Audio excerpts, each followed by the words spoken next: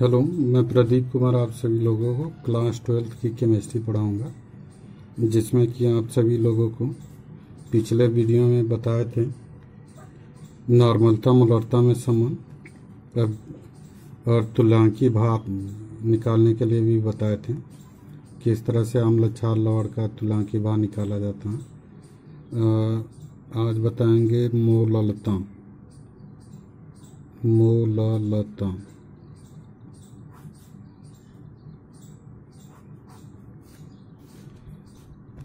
इसको कहते हैं मोलेलिटी।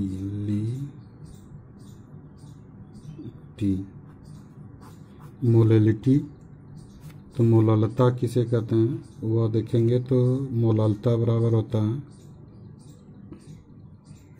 विलेय के मोलों की संख्या, विलेय के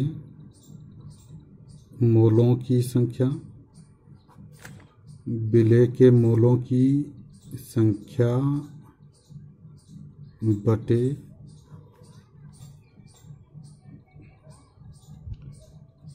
विलायक का आयतन लीटर में किलोग्राम में।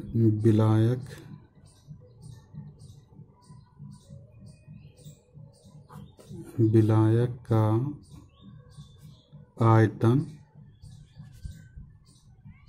किलोग्राम में होगा तो यहाँ पर हो जाएगा कि कोई भी विलायक हो उस विलायक का आयतन कितना हो, 1 किलोग्राम हो या 1000 ग्राम हो, क्योंकि 1 किलोग्राम बराबर 1000 ग्राम होता है। तो 1000 ग्राम हो या कह सकते हैं कि 1 किलोग्राम हो तो 1 किलोग्राम यानी कि विलायक का आयतन हो तो उस विलायक के आयतन में विलेय के मोलों की संख्या कितनी होगी वह किससे निकालते हैं, मोललता से। तो यहाँ पे परिभाषा हो जाएगा कि अगर विलायक का आयतन 1 किलोग्राम मान लिया जाए तो यहाँ पे हो जाएगा कि 1 किलोग्राम विलायक के आयतन में 1 किलोग्राम विलायक के आयतन में उपस्थित विलेय के मोलों की संख्या उस विलयन की क्या कहलाती है, मोललता कहलाती है। यानी कि तो यहाँ पर हो जाएगा कि इसको लिख सकते हैं कि 1 किलोग्राम या 1000 ग्राम विलायक के आयतन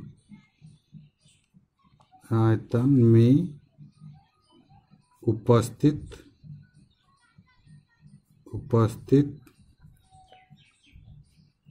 विलेय के मोलों की संख्या, विलेय के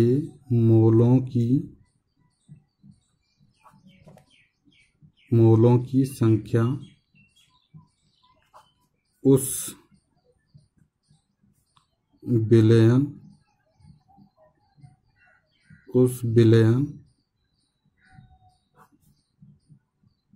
की मोललता कहलाती है।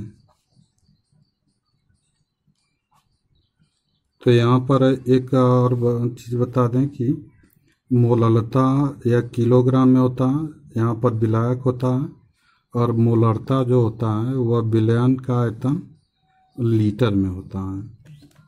तो यहाँ पे अगर मोललता कहेंगे तो किलोग्राम में हो जाएगा और मोलरता कहेंगे तो वह विलयन का आयतन लीटर में हो जाएगा। तो यहाँ पे मोललता है तो अब विलायक का आयतन क्या होगा, किलोग्राम में होगा। तो इस तरह से मोललता हम लोग समझ लिए। तो यहाँ पर मोललता यहाँ पे जानते हैं कि मोलों की संख्या बराबर होता है, चूँकि मोलों की संख्या बराबर होता है विलेय का भार बटे विलेय का अणुभार। तो यहाँ पे मोलों की संख्या यहाँ पर भी है, मोलों की संख्या की जगह पर विलेय का भार बटे विलेय का अणुभार रख देंगे। तो यहाँ पे विलेय का भार बटे विलेय का अणुभार गुणे विलायक का आयतन किलोग्राम में हो जाएगा। तो यहाँ पे मोललता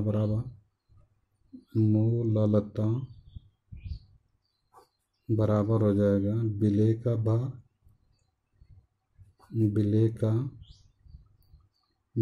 बटे विलेय का अणुभार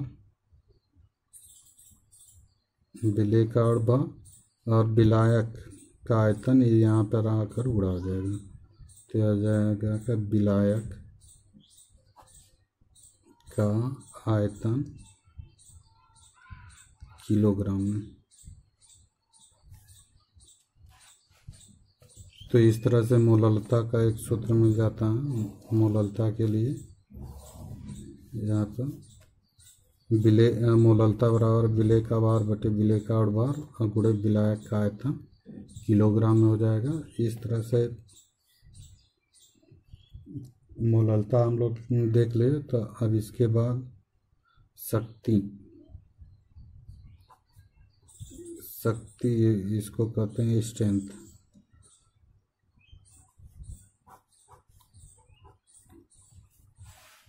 शक्ति देखेंगे तो शक्ति होता है पदार्थ का भार बटे विलयन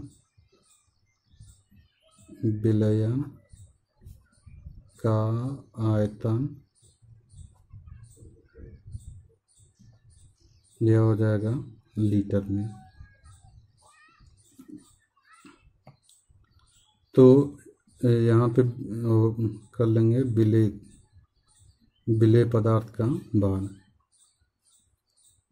तो यहाँ पर हो जाएगा कि अगर विलयन का आयतन 1 लीटर मान लिया जाए तो यहाँ पे हो जाएगा कि किसी विलयन के 1 लीटर आयतन में उपस्थित विलेय पदार्थ का जो भार उपस्थित होता है उसे क्या कहते हैं, शक्ति कहते हैं।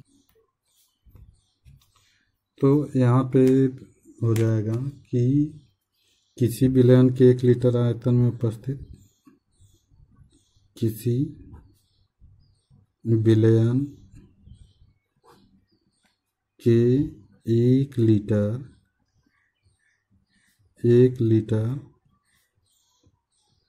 आयतन में उपस्थित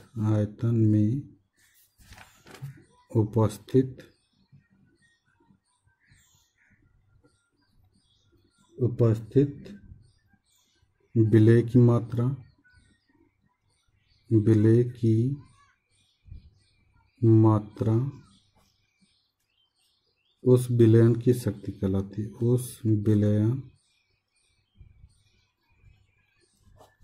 की शक्ति कहलाती है। किसी विलयन के 1 लीटर आयतन में उपस्थित विलेय की मात्रा उस विलयन की शक्ति कहलाती है। तो नॉर्मलता और शक्ति में संबंध भी बताए थे, यस बराबर यानी। तो इस तरह से जो शक्ति का मात्रक होगा, शक्ति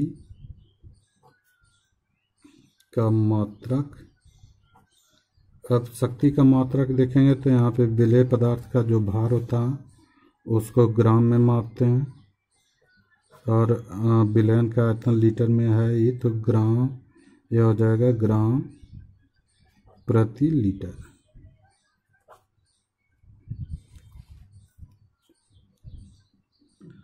तो इस तरह से आप लोग शक्ति देख लें, और जो लोग वीडियो को